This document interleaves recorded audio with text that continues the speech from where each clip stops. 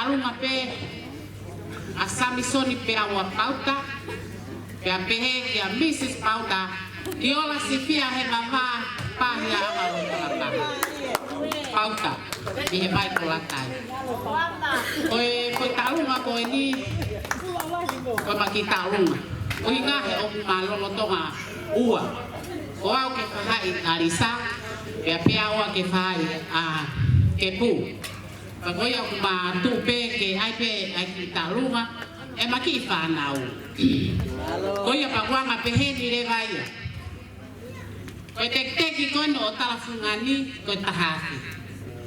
kana eanga peheni na ai pe ke whak mai tōta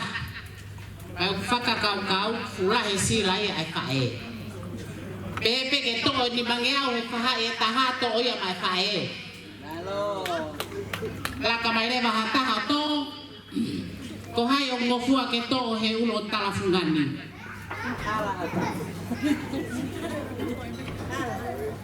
koe ko mga to'o e whahai e taha o awea ka monarisa malo e tauhi te malo e whai whatongia koe whahai koe taha ko kore pe ke ave ia ma e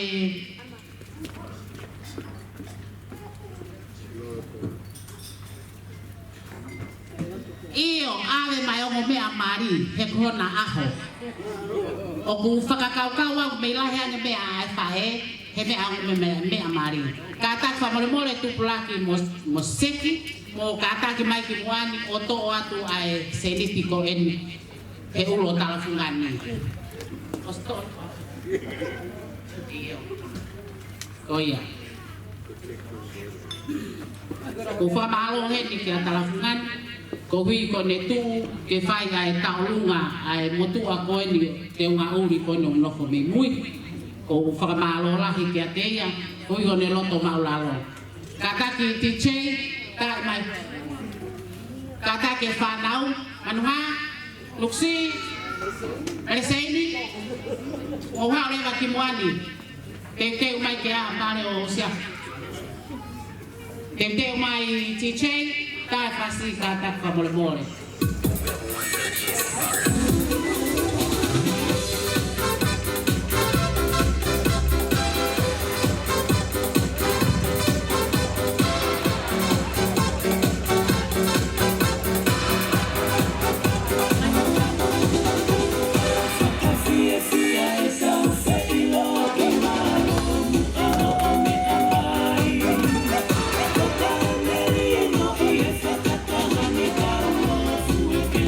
Fumali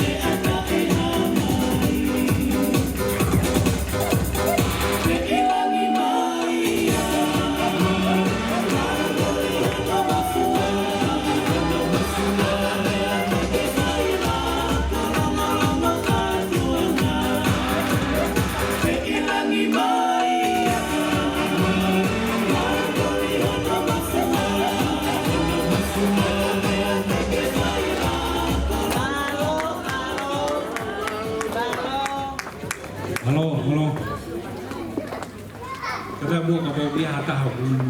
e fai hane ki ta olunga fa. Itu taki mai den whakahoko ko kalama he ku wawe ki tau taimi.